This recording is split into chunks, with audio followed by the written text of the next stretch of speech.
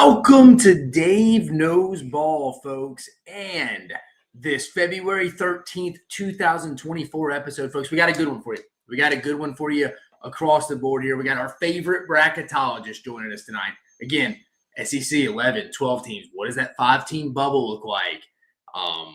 Missouri's ceiling floor. Ole Miss. Does Alabama overtake Auburn with a win on Saturday? JBR joins us for an interview. It was fun to do with him. I'm excited for y'all to see it as well. We'll get to a little football too. Wasserman, who I respect, does a really good job on On3, ranked his top 25 football coaches. We'll see who we can move some back, adjust a little bit. We'll get that one right off the top of the show. Top 5 Iron Bowl moments of my lifetime with the big matchup. 1 versus 2 in Tuscaloosa this weekend at Coleman Coliseum on the hardwood. I'm going to rank my top 5 Iron Bowl moments, and it's not just football, folks. Now, hey, little teaser, most of it will be, but I'll give you my top 5, throw a little sneaker in there as well. Biggest takes from the midweek action from the hardwood. Basketball weekend preview, we mentioned the 1-2 matchup between Alabama and Auburn coming up, and then even some SEC baseball coming up. We got a lot of that coming up as well. Chris Phillips and them will be in Arlington at Globe Live to watch it. You have Ole Miss, Clemson. Let me see who else is in that. Globe Live, here we go. For the first matchup, there, him and Harrison Fant will be there this weekend. You got Oklahoma State, Clemson, Arizona, Ole Miss, Texas, Louisville. So you got 2 SEC teams at Ole Miss and Texas. Again, they always open up. They do the Shriners Children's College Showdown. Again, we won't preview that. Again, we had a ton of baseball content I highly recommend you to go check out on our YouTube channel. Again, guys, I know all of you listening right now. Over 100 live streamers, and we just started. Go like, subscribe, hit that notification bell, guys. Help us help you. It's the best SEC entity around. Can't wait to bring it to you. And this episode of Dave Knows Ball is brought to you by our new title sponsor, FANDUEL. Visit FANDUEL.com/SECU to join today and get started with $150 in bonus bets when you win your first $5 bet, folks. Again, let's get right into the action. I noticed, I'm going to share my screen here, and Stephen Pearl had an interesting quote I want to talk about. Him talking about Auburn, Alabama hired Nate Oates because they hired Bruce Pearl. I think there's something a little to that, but I think it's a little bit of a stretch. You guys tell me what you think. We'll recircle it. This may be a bit of a hot take, but I think that's what you want on this show. Right. I don't think Alabama goes and hires Nate Oates if Bruce Pearl isn't at Auburn. I agree with that statement. I mean, and that's not throwing shade on anyone. I just think that, what Coach has been able to do at Auburn raised the level of expectations of other schools in this league. Yeah. And they said, listen, if Auburn can do it, we can do it at a high level too if we get the right person like Auburn did. Well, Alabama got the right person. Nate Oates is, one of the best coaches in the game right now, and his stats and his accolades back that up. He's done an unbelievable job, and the rivalry has only gotten more intense. It's only gotten better, and for the first time since we were at Tennessee, College Game Day's got a 1 versus 2 matchup. It's the first time I think in SEC basketball history that there's been a 1 versus 2 game. I could be wrong on that. Wow. But I'm pretty sure like those are just some of the things. And it's 2 teams in the state of Alabama. Yeah. Historically football schools. It's the first Iron Bowl of any sport where there's a 1 versus 2 matchup. So the rivalry obviously is well and alive. And, obviously while both fan bases are going to want to tear each other apart, I think you got to appreciate how far both programs have come and where it's at right now. This may be a bit of a Yeah, I mean, what do you guys think? He says they hired Nate Oates because Auburn hired Bruce Pearl. I mean, Nate Oates came from Buffalo. There was a section of Alabama's fan base that didn't want to hire Nate Oates. I mean, it was like Greg McDermott was in that. Guy used to be, I believe, at Wichita State was in that. I don't know. It wasn't like Alabama went out there and hired Rick Pitino to match Bruce Pearl here. I mean, that would be a little fun. Now, do I think Auburn was on the cusp at the beginning of the SEC getting really good into basketball and the presidents investing into the sport, the facilities, the coaches? Yeah, I would agree with that. And I think Bruce Pearl has helped carry that flag across the finish line. But I don't know if Alabama went and reacted and just hired Nate Oates. Because, again, I think Alabama, Greg Byrne would be lying to you if they're like, we knew Nate Oates would do exactly what he's done at Alabama. 4 SEC titles, a Final Four, multiple Sweet 16 appearances, multiple NBA draft picks, potential to have 2 number 1 overall seeds in the NCAA tournament in the last 3 years. If they were to get that this year, again, Saturday's matchup will have a big say in that. All that, man. But I think 2 things can be true at once. Alabama and Auburn both sitting phenomenal. Just thought it was an interesting little piece. Again, you can tell the Pearls kind of feel a certain way. Again, it wasn't any shade. It just, I think they over amplify that a little bit. I don't know. Maybe it's just me. Y'all tell me in the comments how we should have taken that one. Also, let's go back to sharing the screen and let's get into Ari Wasserman's. And again, I think Ari does really good work. But let's get into his top 25 college football head coaches heading into 2025. Can we see? We're all good? All right. Again, I couldn't make a graphic for this, folks, so that's why I'm sharing. Usually we're making the graphics. Kirby Smart, number 1. I don't think anyone has any argument. Ryan Day at 2. I don't have an argument with it either. I always thought he kind of got a lot of bad backlash because of losing to Michigan. I think let's just say if Ryan Day finishes the job in the Peach Bowl, folks, a couple of years ago, if they beat Georgia, I think they would have went on, beat TCU. We could be talking Ryan Day having 2 national titles and still losing to Michigan 4 straight times. We're not that far from that happening. A couple plays here and there in that Georgia game and the Peach Bowl in Atlanta that year. I like Ryan Day too. Dan Lanning, you can make a case to me either he's here or he could be back a little bit. Won the Big Ten.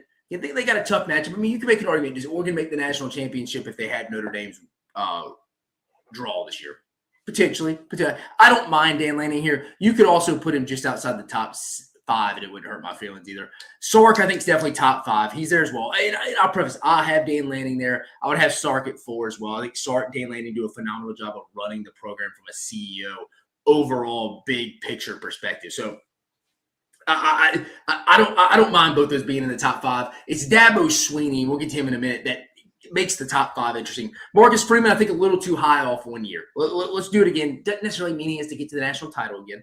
Don't hear me out. Probably the few, the proud, the Notre Dame fans listening to us in basketball season usually again, and they're not great in basketball. Lost to Boston College last night. But conversation for another day. Marcus Freeman, I want to see another playoff run here. I think top 5's too high, especially to be ahead of our guy Dabo Swinney here. I think Dabo Swinney's a top 5 coach right now. People talk about, do you hold his accolades from 15 through 2008 through 2019? Does that carry a lot of weight? Yeah, I mean, you got 2 national titles. They just won the ACC this year, folks. I think Dabo's a top 5 coach. So my top 5 right now would be Kirby Smart, Ryan Day. I'd probably go Steve Sarkisian, Dabo Swinney, and then probably Dan Lanning. With Dan Lanning probably having the highest trajectory of anyone in the top 5. You just got to prove it a little bit. I think Deion Sanders too high. Again, I want to see him do it without Travis Hunter. I want to see him do it without Shedeur. Again, you're only as good as your players. Nothing taken away from Deion, but I want to see you do it with a different kind of roster here. The great ones do it with multiple rosters, not just certain players that are built in within a 3 to 4 year period of where you've been. Number 8, Kyle Whittingham, kind of a career achievement award at this point, right? Not to the Dabo Swinney factor, but I don't hate Kyle Whittingham at 10 or 8 in the top 10. I don't hate that. I think Kalen DeBoer, top 10 coach. I think you could argue he could be 7. He's not top 5 yet, but you can make him all the way up to 7. I think you could put him at 10. 10 for Josh Heupel, maybe a little too rich for my blood. Call me crazy, Tennessee fans that are listening. Maybe a little too rich. Big year for Josh Heupel coming up. I thought this year would tell me a lot. I feel like I left the 2024 season a little bit more just confused. Like, what? Again, they made the college football playoff. They won 10 games. They beaten Alabama 2 of the last 3 years. I mean, there's positives. Just think back to what Tennessee was just 10 years ago. I mean, you'd love to be where they're at right now. But can they take that next step and go get a big road win in Athens, in Tuscaloosa, in Gainesville, something like that? That would be interesting. I think he's a little too high there. Mario Cristobal at 11, I also think is a little too high.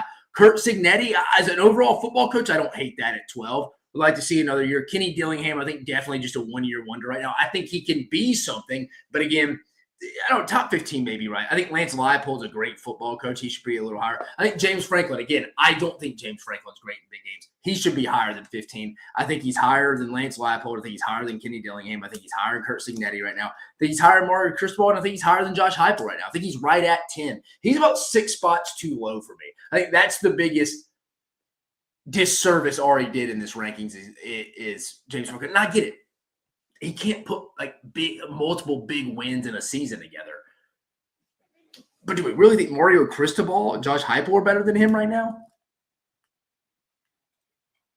I don't. I mean, what he's done at Penn State, he's got him consistently in the going to have him consistently in the playoff picture. I mean, the playoff was built for Penn State. Brian Kelly at 16, I don't hate that. Big year for BK here, rolling into year 4. I think Lane Kiffin underrated, should be higher. I mean, I think you can make a case Lane Kiffin could be a top 10 coach in the sport. Call me crazy. I think Lane Kiffin, James Franklin getting the shaft in this list. Brett Bielema at 18, I'm fine with. Sharon Moore, first year as a head coach. Could he be top 20? Sure. I don't hate it. Kirk Ferentz, yeah, I think we've been looking back since 2000, seeing him on a list. Bill Belichick, who the hell knows, man? It's his first year. Lincoln Riley, top 25 coach, gets a lot of flack. I still agree with that. Keep him at 22nd. Brent Venables at 23. That's fair. I mean, Oklahoma fans have some gripes, but I mean, do you really think there's 25 better coaches than him? Or I don't know, Kalani Sitake, BYU, I'm fine with. And Matt Campbell, you would have put Matt Campbell higher up about 5, 6, 7 years ago when Brock Purdy and all those tight ends and them were there, wouldn't you? I would have too. But no, I think the biggest shaft, again, I didn't want to go too in depth. Remember, we're just going around the SEC here. I think the top 5 for me would be Kirby Smart, Ryan Day, Steve Sarkisian, Dabo Sweeney, Dan Lanning. And then I think the biggest snubs in this, I think is James Franklin's got to be 10th. I think Lane Kiffin could be in the top 10, if not top 12. I think everybody else you can make a case for. Again, it's always the interesting part. Where do you rank Dabo Sweeney from what he did from really 2013 to 14 through 19 and even 20? And they just won the ACC, folks. So it's not like they just totally disappeared. They're not producing the NFL talent like they have. They've adjusted to using the transfer portal a little bit more recently. But overall, I mean, I just wanted to talk about that, go in depth, touch on it a little bit. Top 25 coaches. Remember, I think biggest shaft, I think James Franklin. And again, James Franklin doesn't win big games, folks, but I think, come on, he's a top 10. He's right at 10, I think. And I think Lane Kiffin could be moved up at least top 12. I think he's better than James Franklin. James Franklin just has a better overall resume when it comes to that across the board, folks. But moving on, let's get into a little midweek results here, folks. Little midweek results. Again, I'm not going to pull up it's kind of tough to pull up all the games. So let's get into it from this midweek action here. On Tuesday night in the SEC, we had Auburn getting the 80-68 win over Vanderbilt. Alabama getting a 103-80 win over Texas. Alabama had their best shooting night of the season. Florida gets back-to-back big road wins. In Starkville gets an 81-68 win. Tennessee gets a 75-64 win over Kentucky and Rupp, and A&M has a massive second-half surge to win 69-53. Biggest takes on Tuesday, Auburn bounced back. Vanderbilt got hit in the mouth early. They responded. Game went down to the final about 8 minutes, but you never really felt like Auburn was going to lose. Alabama, their best offensive performance of the season, 58% from beyond the arc. Jaron Stevenson was the standout in that one. Both Alabama and Auburn take care of business before Saturday's showdown. Florida, massive. I mean, that's one of my biggest takeaways. The maturity of Todd Golden's group to go get a win at Auburn, at Mississippi State, back-to-back days. I mean, the unfortunate part, Alex kind of looked like maybe an ankle sprain, like in the first 32nd minute, at least under first 4-minute timeout in Starkville. Kentucky, Mark Pope, Lamont Butler goes down, finding a way to get a win to improve to 17-7, 6-5 this season. You have to protect home court in this league this year. Games are too hard. Home or away, you got to take advantage, that slight advantage that you get at home. As we all know, Mark Pope, Kentucky get a massive road win. And Georgia was up 9 at half and just totally melted down and got outscored by 25 in the second half. A&M rallies, gets a win they couldn't afford. Doesn't really help you overall, but Texas A&M, Texas A&M couldn't afford to lose that. Could not afford. I just think that would have been a bad loss. Georgia just seems like they can't do anything right, can't put together a complete road performance. I mean, going in, they weren't showing up on the road at all. At least they had a good first half, up 9, 32-23. Just couldn't close the deal. Georgia kind of fading a little bit. Going to Wednesday night's action in the SEC. Ole Miss hangs on at South Carolina, 72-68. Again, at South Carolina, folks, not an easy basketball game these days. Not an easy basketball game these days, folks. I mean, Auburn misses a 1-and-1 with Nick Pringle. Mississippi State in overtime. Florida buzzer beater that they should have won. And then you have this one. And they played Vanderbilt down to the wire. South Carolina, again, now they're over. The only 0-11 team. But you don't just roll the balls out and beat them, especially at Colonial Life. Take a road win in this league. Missouri just handles Oklahoma 82-58. Missouri's going to be a tough out at home, folks. They got a variable, winnable stretch down or winnable schedule down the stretch. Mark Mitchell been dominant coming over from Duke, 25.7 rebounds. Oklahoma, they hit a wall. It's like Jeremiah Fierce looks like he's hit a wall. Jalen Moore a little bit.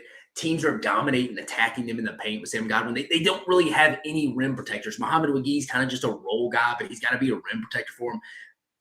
Again, I think 7 and 11 would get them into league play. We'll talk about it with JBR Bracketology in just a minute. But can they get to 7? They're 3 and 8 right now. Got to find 4 more wins, and they just look tired. They look really tired. And then Arkansas, kind of ugly game across the board against a 70-58 win over LSU, a game they could not afford to lose. Again, you played well, got 2 big wins against Texas and Kentucky, fought hard to make it a game at the end with Alabama, and then you couldn't come back home in a very lowly attended game at Bud Walton Arena and drop one to an LSU team. It's just not very good. Again, 1 and 10 in league play. So Arkansas and Cal get that win. But like I said, the biggest takeaways I had from league play, really across the board here. Florida back-to-back road wins, massive. The best back-to-back road wins of league play so far. Mississippi State trended down. I feel like going into that Alabama game a couple weeks ago where they lost at the end, they were like trending on that 2 to 4 seed line in the NCAA tournament. They're like a 2 seed or a 4 seed. It feels like they're down there at 7 to 10 range. We'll talk about that with JBR Bracketology, but I feel like they've been trending down, losing 3 out of their last 4. Georgia and Oklahoma, if they hit a wall, who's going to survive out of those 2 teams? I mean, Georgia has the head-to-head from earlier in conference play at Stegman where they got the win, but both those teams look like they're getting fatigued. And who's truly going to compete for the top 4 spots in the league? I think it's obviously Alabama, Auburn, Florida's obviously in that mix. I think A&M, I think Ole Miss, I think Missouri. I think those are the teams you're really sitting. Those 6 teams really fighting for those 4 spots. I think you got 4 teams really fighting for 2 because I think Alabama and Auburn's going to finish in the top 2. Probably even Florida.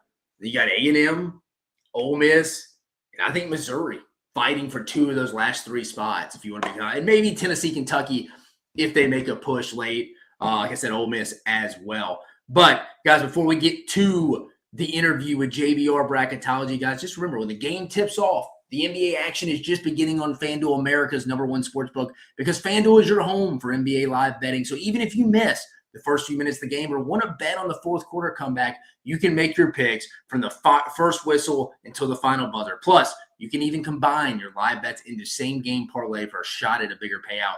However you want to play, now is the perfect time to join. New FanDuel customers get started with $150 in bonus bets if your first $5 bet wins. Just visit FanDuel.com/SECU to join today. That's FanDuel.com/SECU for your shot at $150 in bonus bets. Make every moment more with FanDuel, official sports betting partner of the NBA. Must be 21 and present in select states. For Kansas, an affiliation with the Kansas Star Casino, or 18 and present in D.C. First online real money wager only. $5 first deposit required. Bonus issued in non-withdrawable bonus bets, which expire 7 days after receipt. Restrictions apply. See terms at sportsbook.com.fanduel.com.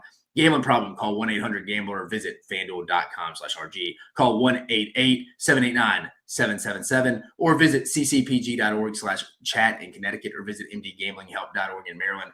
Hope is here. Visit gamblinghelplinema.org or call 800-327-5050 for 24/7 support in Massachusetts, or call 1-877-8-HOPE-NY or text HOPE-NY in New York, folks. But, guys, let's get you to that interview with our guy, JBR Bracketology, my favorite bracketologist out there. He releases his seed lines every Monday. We get him on Mondays or Tuesdays whenever he's free, we get him out of the lab and he's cooking up the posters. Remember, JBR won't even give me his real name. He just wants to go by the alias. We see his face. He's just JBR to us. So, obviously, it's got to be an initial. So, if any of you sickos, you SEC unfiltered sickos, can go find the real identity of our guy, JBR, I'll send you a phenomenal Under Armour hoodie. Chris Phillips just got everybody for the SEC Unfiltered. So let's get right to it. Our buddy JBR Bracketology.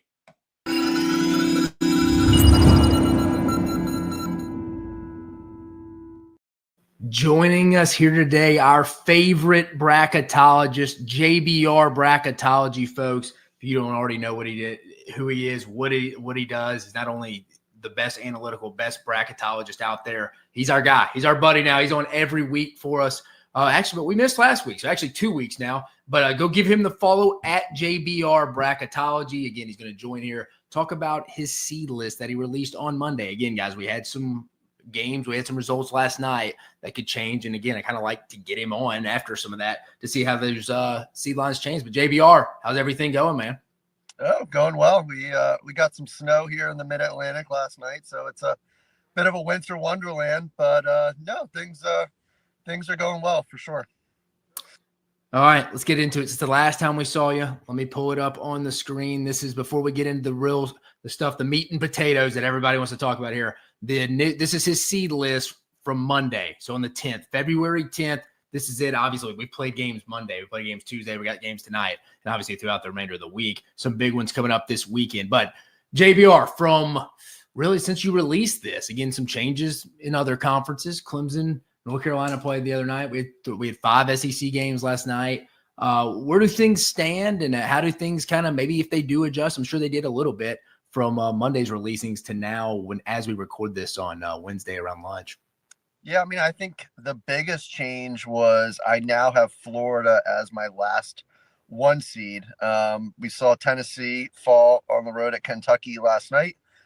Purdue fell at Michigan.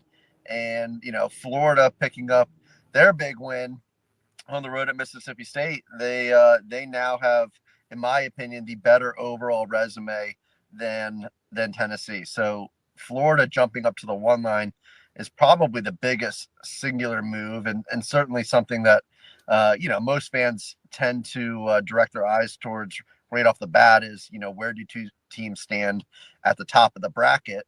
And then the other thing was Kentucky now has 5 wins versus my top 2 seed lines. That's 5 elite of elite wins, and several of them are away from home, including at Tennessee. They beat Duke earlier in the year, but no, Kentucky now with their collection of elite wins is really second to nobody in the country, including Auburn. Just in terms of the wins at the very top, right? I mean, Auburn's collection of quad 1 wins is unmatched, but Kentucky's wins at the very top is really standing out now. So I've actually jumped Kentucky from the top 4 seed, and I now have them as my top 3 seed, paired with Arizona's loss last night at Kansas State. So I think from the SEC, that's probably the biggest movers. We saw a couple of the bubble teams lose last night, Georgia, Vanderbilt. I think as of now, I still have those 2 teams in.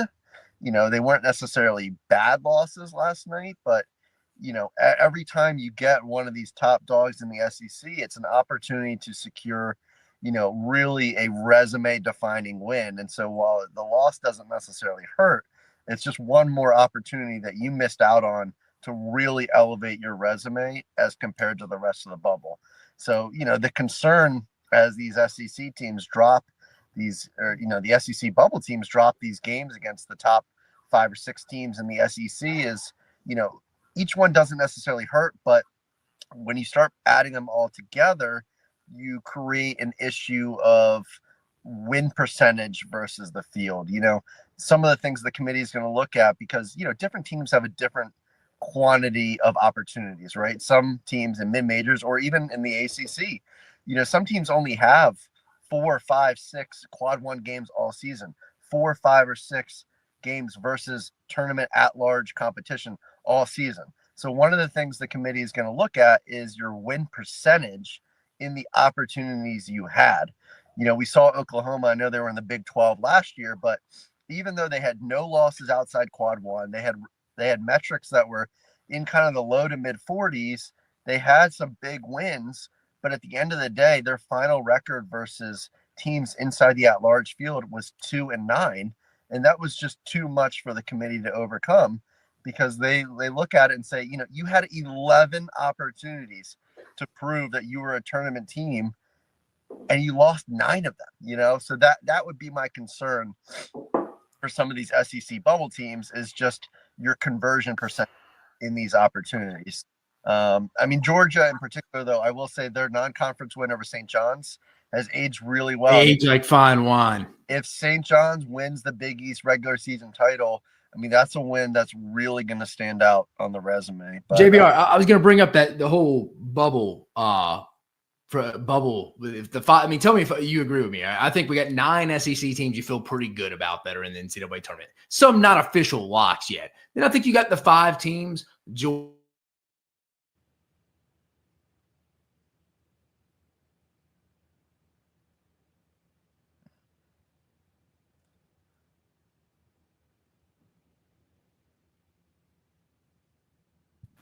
Out of those 5 bubble teams, do you think is sitting in the best spot, and who is sitting in the worst spot out of those 5 teams?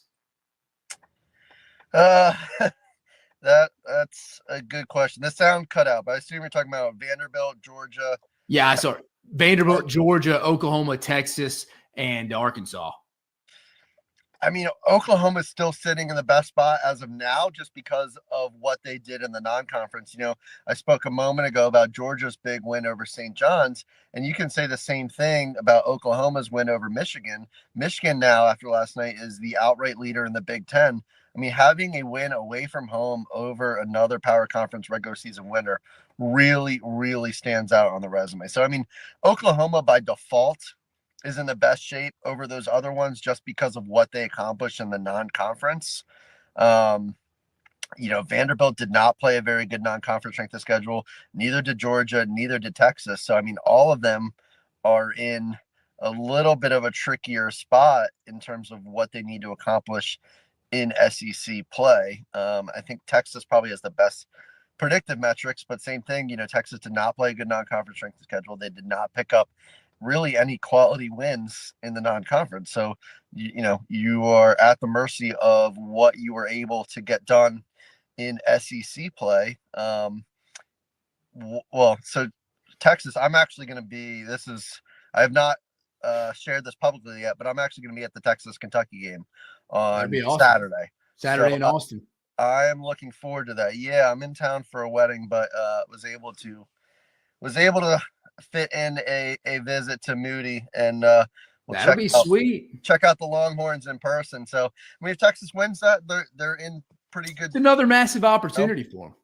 It's another massive opportunity, and when you get these opportunities at home, you got to convert, because it's really hard to get them on the road. So when you get them at home, you got to convert. Yeah, moving on to off the bubble here. Again, we got the big game this week. I mean, number 1, number 2, Auburn, Alabama. First number 1 versus number 2 matchup in SEC history, which it initially comes off, that's wild, but it's like, I guess not. You never really got Kentucky, Tennessee, or Kentucky, Florida. Those would be the teams you think. Maybe Kentucky, Arkansas at one point. But to my point, this is the first time we've had this in this league. And I'm going to ask you from a poll standpoint, yeah, I think if Alabama beats Auburn on Saturday, Bama probably jumps to number 1, and they are in the coaches poll right now, but they've moved above 8 people. In your opinion, if Bama wins going into your seed line on Monday, is Alabama jumping Auburn all the way in the metrics from the number 1 overall seed from a tournament perspective, in your opinion? I think it's going to be close. I don't have a definitive answer either way. Like, Auburn has enough of a lead that I can't say definitively Alabama would. But, you know, I think the margin of victory play a little bit. I mean, if Alabama ran them out of the gym, then I think that you'd have a hard time not putting Alabama at number 1 overall seed. I would also want to see what the resume metrics look like. Right now, Auburn is number 1 in all 3, and Alabama is number 2 in all 3. Does that switch? Does some of them switch? You know, I think every aspect would have to be kind of reevaluated and reconsidered. But I will say it would definitely be close. It would be very close. Yeah, I thought it was just interesting. I mean, I think we know how the polls will shake out, but I just wanted to see how you'd answer that. Because, again, like you said, I think Auburn's got a decent-sized gap in the lead there. So I don't know if it's just one home win for Alabama would surpass them from that perspective. But let's go Tennessee, Florida. I mean, JBR, I watch Tennessee with my eyes, and I'm like, they just offensively have a low ceiling, and I think it really concerns me as it gets deeper into March. I mean, shot 16.8% from beyond the arc. We've seen them be worse than that at times. That's what scares me with them. Do you think the metrics are just going to stay there with them all year, similar to kind of like, I don't know, I feel like Alabama was a little bit like that last year. Remember, Alabama collected all those non-conference losses, but they weren't bad losses, so like the metrics never really hurt Alabama. Is that going to be Tennessee this year, you think, a little bit? I think that's going to be Tennessee. I mean, they're always going to have a really good defense under Rick Barnes. We've seen them have inconsistent offenses throughout throughout the years under Rick Barnes. But yeah, no, I mean, at this point, I think we've played enough games that you're not going to see a whole lot of movement in terms of the predictive efficiency metrics. You know, the sample size is large enough. And I mean, Tennessee has proven in enough games that they are a very good team. But you're right. I mean, the eye test wise, there are times where Tennessee is a brutal watch. Florida, meanwhile, just continues to impress me. I mean, I did not see this coming at all, and I kept waiting for the other shoe to drop, and then, you know, somewhere along the line in mid-January, I'm like, I don't think the other shoe is going to drop. I think this team is legit. And I mean, all they've done since then is continue to prove that they are one of the 4 or 5 best teams in the country, no doubt about it. No, you're right. And they got 2 massive back-to-back road wins at Auburn and then at Mississippi State last night. And speaking of Mississippi State, I feel like you told me if I'm wrong here, JBR. I feel like going into that Alabama game about 2 weeks ago, that game they could have won at the end at the hump in Starkville, it felt like they were kind of fighting for like a 2 to 4 seed in the NCAA tournament. Now it feels like they've lost 3 of their last 4, all 3 of them at home. Bama, Missouri, Florida last night. I mean, they won Ole Miss in overtime at home. I feel like, are they starting to get in that 7 to 10 range now? Is it kind of flipped on them like a 180 here? I mean, obviously they can still improve their way up. It feels like over a 2-week span, they've kind of been the biggest loser in the league a little bit from an NCAA tournament seeding standpoint. Yeah, I mean, there's a few different things that have hurt them. You know, like you said, at one point I did have them certainly on the 3 line. And I may have even had them as a low-end 2 seed at one point in late December, early January kind of time frame. But, you know, I think Pitt's fall off has really hurt them because when they beat Pittsburgh, the Panthers were like a 4 or 5 seed in the NCAA tournament, you know, in my projections. And so at the time, that was looking like a really good non-conference win. Yeah. It has just completely fallen apart. So I think there were several things that were really helping Mississippi State from the non-conference that just really isn't a boon to their resume any longer. You know, I had them as a high-end 7 seed going into last night. I think they're probably going to be passed. I mean, well, they already got passed by Clemson from their big win Monday night over North Carolina, more so by margin than by quality because North Carolina hasn't been particularly impressive. St. Mary's picked up a quad 2 win last night, and then UConn picked up a quad 1A road win at Creighton last night. So I think Mississippi State, even though their loss, you know, based off the quality of the opponent isn't that bad, given that A, was at home, and B, you know, you're going to have 5 or 6 teams behind you winning games this week. I think Mississippi State is going to end up as an 8 seed. You know, predictive metrics have fallen too. I mean, they're now kind of sitting right around 30-ish in the predictive metrics, whereas, you know, a month ago they were more like number 20, you know, and those small things that I talked about with the non-conference wins looking worse, right? The loss to Butler looking worse, the predictive metrics falling 10 spots, which has nothing to do with resume, right? That's independent of whether or not you win or lost. The predictive metrics have way more to do with, you know, how did you perform versus expectation? All of those things outside of just raw win loss over the last month have combined to bring down Mississippi State's seed line by, you know, probably a seed and a half, if not 2, you know, because I think if Pitt was sitting there as a 4 or 5 seed and Mississippi State had a KenPom of 19 and a Torvik of 21 and a net of 20, they're probably still sitting right around the 5 line right now, you know? Yeah. So unfortunately, just a number of factors have really been working against the Bulldogs. And as a result, they're seeing their seed line drop. Another team, the team that came out of nowhere this year, by far the most improved team, went from winless to now competing for a top 4 spot, in my opinion, in the league, the Missouri Tigers. What is kind of the ceiling seed line to you for them, JBR, and what's the floor? I mean, I think the ceiling probably a 4 seed. I mean, if they could actually finish top 4 in the SEC, I think that they're looking at that's an automatic 4 seed in the NCAA tournament, probably. Yeah. No worse than a 4 seed for sure. I think it's gonna be hard to stay there. You know, I don't have their schedule right in front of me, but by definition, to finish top 4 in the SEC, they're gonna have to pick up multiple additional big wins. I mean, that road win at Florida was extremely impressive. I watched a lot of that game live when it happened. And that was the one time where I'm like, is Florida really that good? And then they reminded me from that point forward, yes, they are really good. But no, I mean, going back to Missouri, yeah, they're actually able to finish top 4 in the SEC. They're probably looking at somewhere around a 4 seed. If they can increase their predictive metrics, then maybe a 3. I mean, I think right now they're kind of looking at the low to mid 20s in their predictives, but I think realistically a 4 seed is their ceiling, and then a floor. I mean, it depends on how many games they lose, but I would say probably an 8 or 9 seed. Yeah, I mean, I'm looking at their schedule now, JBR, and like they're going to have a big say on who gets into the tournament out of those 5 bubble teams we discussed. I mean, they got Oklahoma tonight, at Georgia, Bama at home, at Arkansas, South Carolina at home, at Vandy, at Oklahoma again, and then they finish the year against Kentucky. So I mean, they play Oklahoma twice. They get Vandy, Georgia still, Arkansas. So I mean, they play a lot of those teams that are going to be in the bubble. So Missouri's definitely going to have a say in this. But you're right, like. Not a terrible. That's not. I mean, from an SEC, it's all relative. Yeah, like, that's not terrible. That's a very Yeah, I'm looking at it now. I mean, their minimum win probability in any of their remaining 8 games is only 47% per KenPom, and that's the home game versus Alabama. So you're right. I mean, they have a really good chance to win any of their final remaining 8. So yeah, I would say there is a good chance for as high as a 4 seed here. Yeah, no, yeah. You look at that, and you're like, again, there's no easy games for the most part, but like, yeah, I mean, it's not a bad draw compared to you go say what Alabama's got to end the year. Like, that's murderer's row from that perspective. But all right, JBR, before we get you out of here again, we appreciate you joining us, guys. Everyone, go give him the follow at JBR Bracketology, folks. Remember, this segment is brought to you by our new title sponsor, FanDuel. Visit FanDuel.com/SECU to join today and get started with $150 in bonus bets when you win your first $5 bet, folks. Again, last question before we get you out of here for this week, JBR. How many teams do you think get in as we talk on February 12th right now? How many teams do you think in the SEC make the NCAA tournament?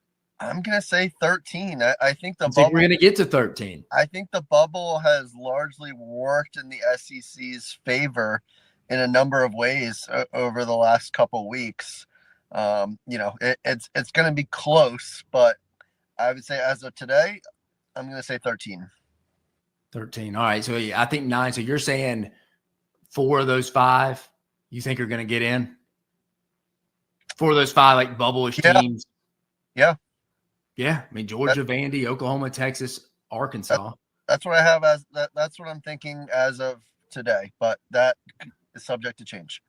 Yeah, for sure. We got a lot of action coming up. Again, another almost back half of the SEC, a massive matchup, Bama, Auburn this weekend. All those matchups between those 5 teams kind of fighting for those NCAA tournament bids will be good as well. But JBR, I appreciate you joining us, man. It's always fun. Again, guys, go give him the follow at JBR Bracketology on Twitter X. He is our favorite bracketologist. But JBR, if you have anything else to add, brother, I appreciate you giving us this week's update for your seed lines. The only other thing I will add is that the selection committee reveal of their top 16 overall seeds is this Saturday, I believe at 11:30 a.m. Eastern time.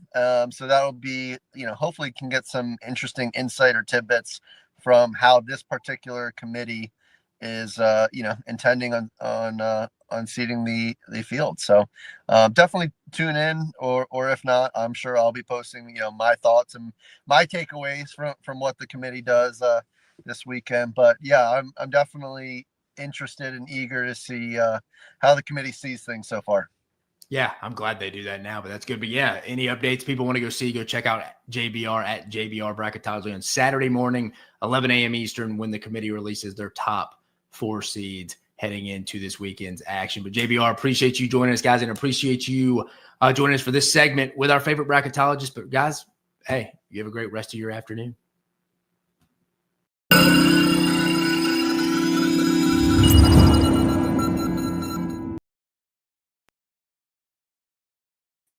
Guys, I hope y'all enjoyed that as much as I did. He actually updated his seed lines. Remember, he mentioned at the very end, top 4 seed lines. The NCAA Tournament Committee will release those Saturday morning, 11:30 a.m. Eastern. But this, I'm sharing sharing the screen right now on Twitter. He released this about 4 hours ago. These are his top 4 seeds. Remember, the NCAA Tournament will release just these top 16 seeds. He has Auburn at number 1.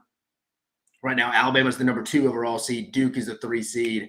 Florida is the final number 1 seed. So that's 3 out of the top 4 1 seeds coming from the Southeastern Conference. Tennessee sitting there right on the cusp at the 5th spot. A&M at the 7th spot. You see Houston at the 7th, Purdue at 8th. So those are their top 2 seeds. I mean, 5 out of the top 8 seeds are from the SEC. 5 out of the top 8 available 1 and 2 seeds are from the SEC. Kentucky coming in 9th overall, followed by Iowa State, Michigan, Kansas at 12. 4th seed, no SEC team. So 6 SEC teams out of the 16 in the top 16.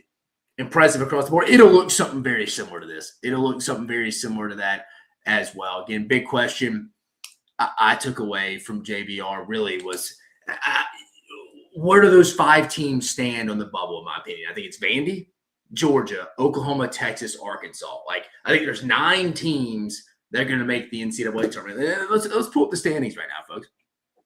This is the standings right now. So, in my opinion, right now as we sit, let me pull it up. As we stand right now, I mean, Auburn and Alabama is tied at 10-1. Both tied at 10-1. They're both going to make the NCAA tournament. Florida at 8-3, along with A&M. There's 4 teams right there. Ole Miss is an NCAA tournament team at 8-4. Missouri's an NCAA tournament team at 7-4. Tennessee's an NCAA tournament team at 7-5. Kentucky's an NCAA tournament team at 6-5. And I think Mississippi State right now, even at 5-6 in league play, 17-7 overall, NCAA tournament team. That's 9 teams. I say it on a lot of shows that I feel very good about getting in. Vanderbilt's getting close, but I think Vanderbilt's in that 5 of how I mentioned. Georgia, Vandy, Oklahoma, Texas, and Arkansas.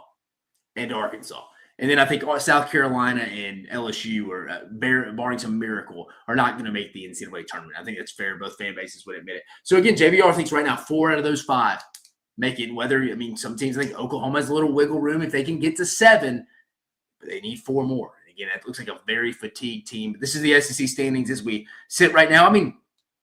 I mentioned it. I think fighting for those top 4 seeds are big. You get a top 4 seed, you finish in the SEC, you're probably sitting in a 3-4 range in the NCAA tournament seeding standpoint. But I think it's Alabama, Auburn, Florida, A&M, Ole Miss, and Missouri right now. And an outside shot, Tennessee, Kentucky. But I don't know. Maybe Kentucky's just banged up a little bit. Lamont Butler, injured that right shoulder. Lamont Paris did. Maybe he had a pure anger dropping to an 0-11. But Lamont Butler, one of the best defenders in college basketball, certainly in the SEC, re-injuring that left shoulder, it looked like, coming off a screen the other night against Tennessee at Rupp. But that's the SEC standings as we have it right now. But moving into Saturday's action, let's get into a little prediction time here.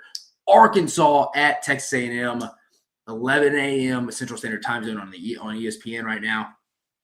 I think Texas A&M at home takes care of business. Again, I think people are a little disappointed in A&M's crowd the other night. Got off to a bad start against Georgia in the first half. I think A&M at home.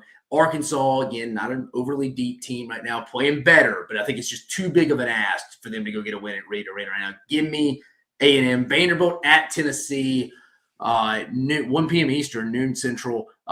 Tennessee trying to get revenge at home at the Tommy Bowl since Vanderbilt, 2 weeks ago, beat them at Memorial. One of the Memorial Magic Saturdays. I think Tennessee gets this done, but don't be surprised if this game's close. Mark Byington and them do a phenomenal job game planning. Have had a phenomenal first season in Nashville. Whether they make the NCAA tournament or not, they're drastically improved. I think they're closer to making the tournament than they're not right now, but they're in that group of 5. Would be a massive win for Vanderbilt. This will probably put them in the NCAA tournament right here. This kind of road win here. I think Tennessee wins a close game, though. And Tennessee really needs it. You got to hold court. You got to hold serve at home. Missouri at Georgia. Underrated game here. 2:30 p.m. Central on the SEC Network. Georgia just hungry. Like a wounded dog back into a corner, needing some big type of win. Even if it's at home. Missouri's a quad 1 win. They need it. Missouri need to be careful. Georgia's hungry. They're hungry. Mike White and them need some big win. Then Georgia and Oklahoma kind of the 2 teams that are just thirsty right now for a big win, starving. This is a big opportunity for Georgia at home. Can Missouri kind of not look ahead to that Alabama matchup at home on Wednesday night and kind of keep the road focused? Because, again, Georgia, Mike White and them need it. They know they need it. Missouri's, if they want to stay in the top 4 race, they don't need to lose this game. The big ones, guys. Number 1, Auburn at number 2, Alabama. 4 p.m. Eastern on ESPN. College game day will be there.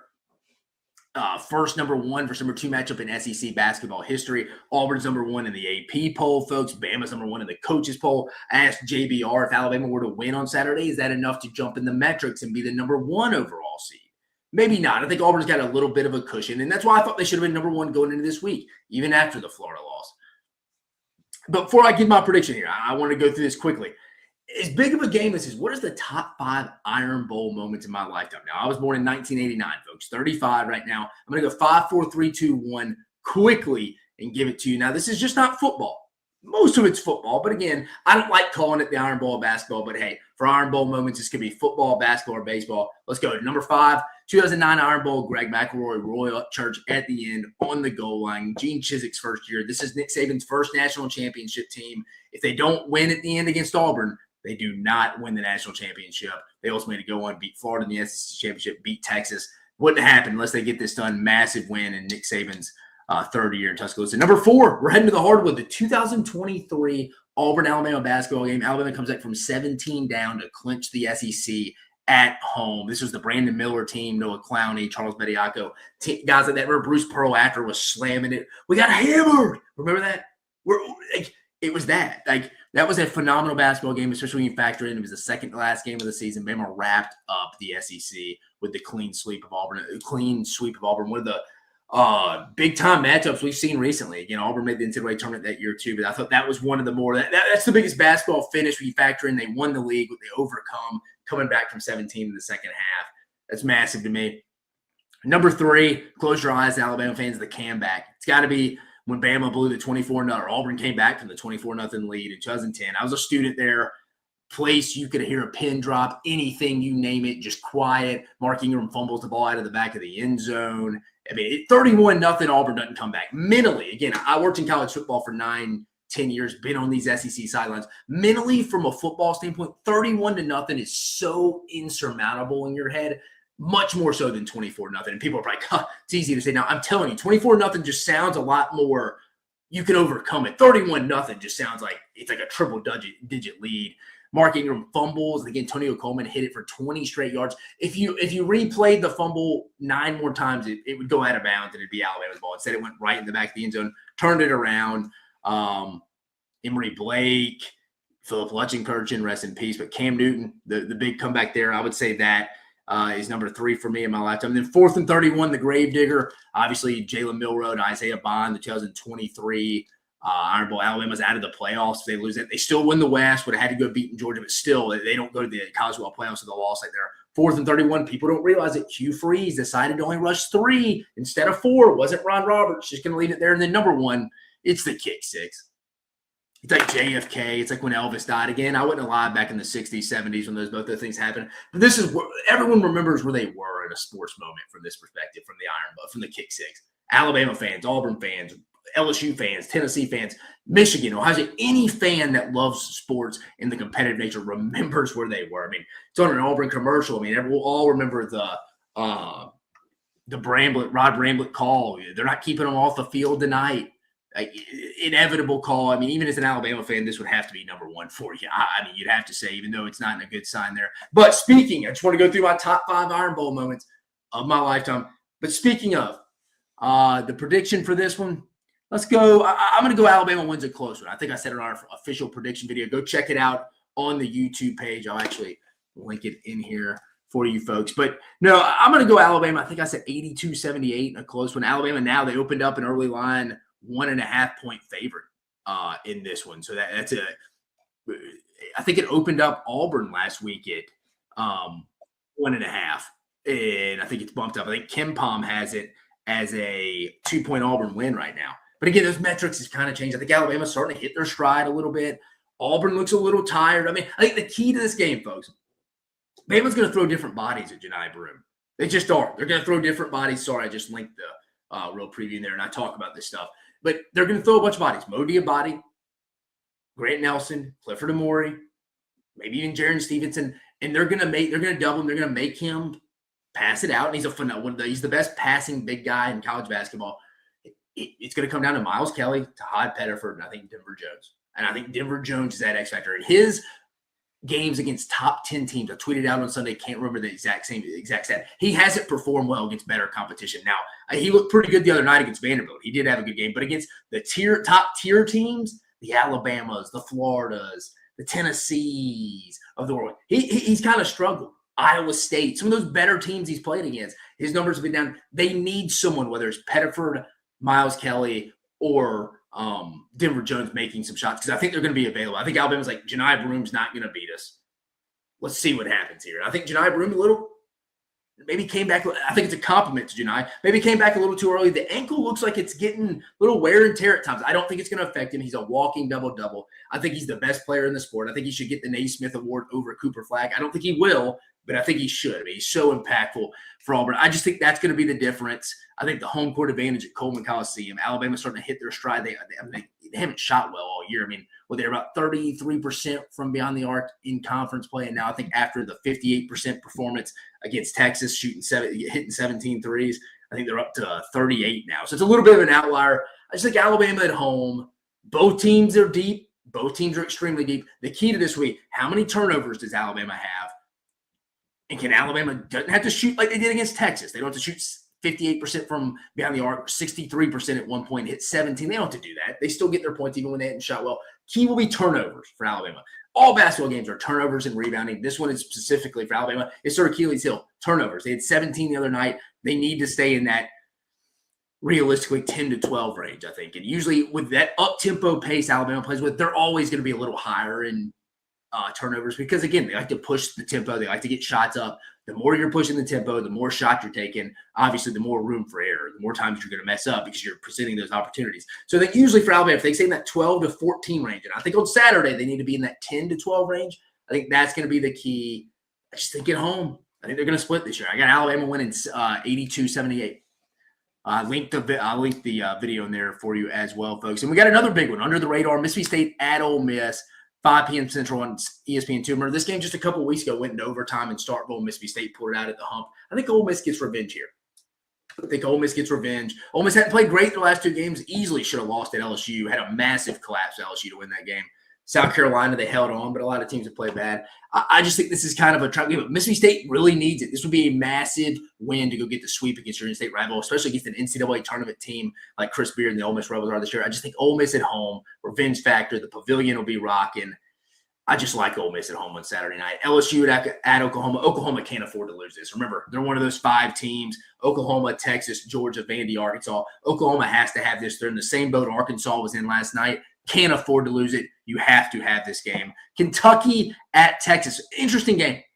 Interesting game here. Kentucky, I bet Lamont Paris doesn't play. I keep saying Lamont Paris. I guarantee you Lamont Paris won't play, folks. But Lamont Butler won't play. It'll be interesting. Probably a lot of Kentucky fans at the Moody Center. Texas, again, another really hungry team to get a big win. Alabama kind of blew them out, controlled most of that game on Wednesday. Big opportunity here.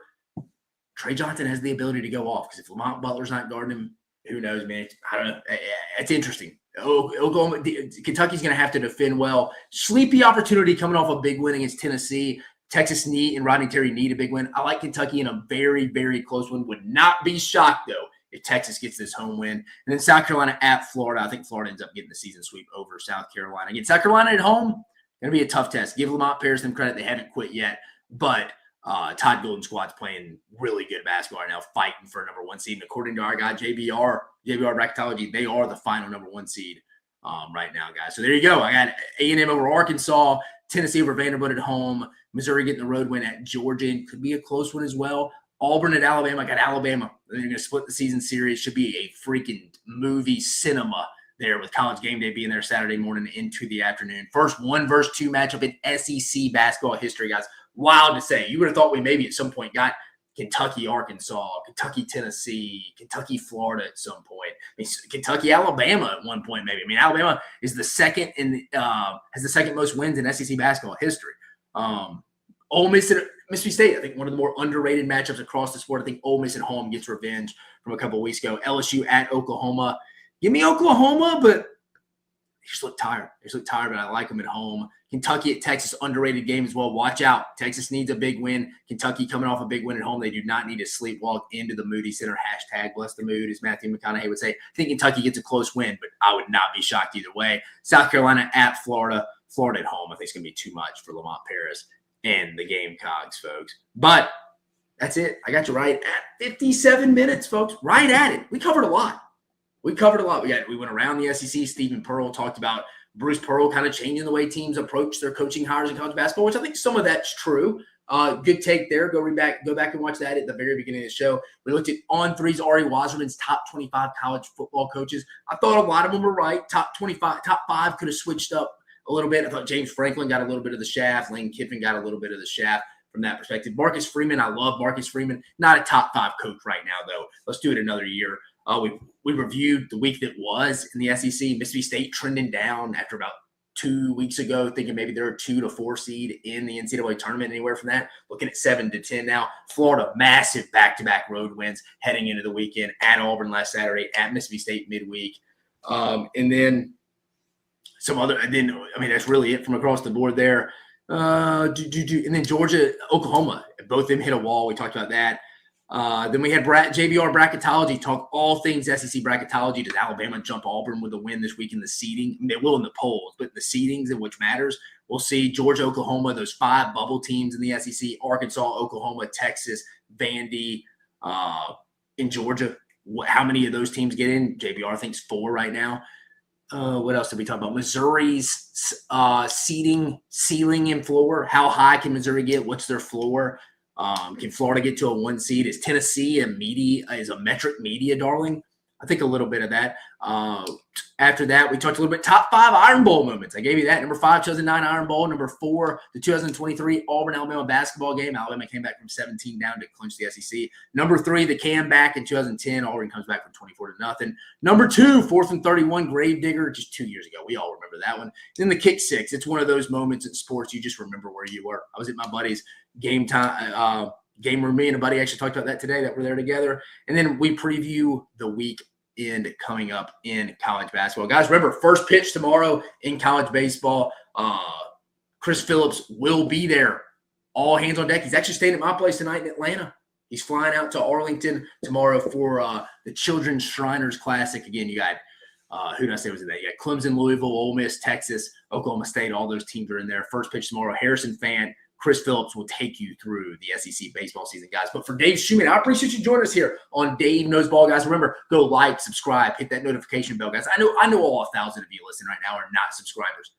Guys, it's easy. Go like, subscribe, hit the notification bell. Let's get you in there. Hold on. I'm going to link it in there so I can be fair to you. Let me bring you to the water. Let me bring the horses to the water so you can drink what is the SEC's best content around for football, basketball, and baseball, guys. But remember, Dave Knows Ball was brought to you by our new proud title sponsor, FANDUEL. Visit FANDUEL.com/SECU to join today and get started with $150 in bonus bets when you win your first $5 bet. Guys, we got a phenomenal slate of college basketball coming up. I will be reacting specifically to the Alabama-Auburn game on Saturday, and then I'll do a nightly recap as well at the end of the day as well, guys. But for your host, Dave Shoemate, I hope you have a wonderful rest of your evening. I will see you on Saturday.